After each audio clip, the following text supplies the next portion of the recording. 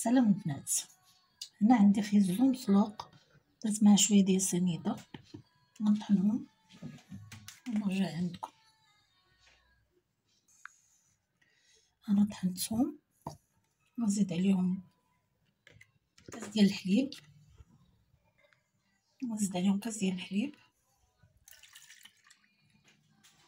وكاس ديال دامون. انا خدت تخيرت انا بنكهه الكوك، نتوما تخيروا بنكهه البيض. غنعاود نطحن ونرجع عندكم.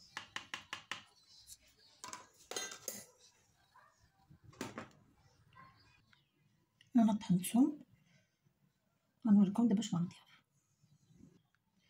انا هنا عندي شويه ديال البويض، شويه ديال الخوخ، شويه ديال الشعريه. غادي نضيف عليه هذاك الخليط اللي طحنت،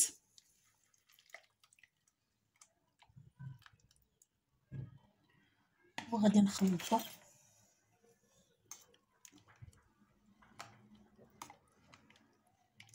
غنحتفظ به الثلاجة حتى يبرد مزيان وغنقدمو، كيجي رائع. بغيتكم تجربوه وتقولوا ليا. هذيك النكهه ديال ياغورت ديال الكوك كتزيد تعطي واحد النكهه اخرى.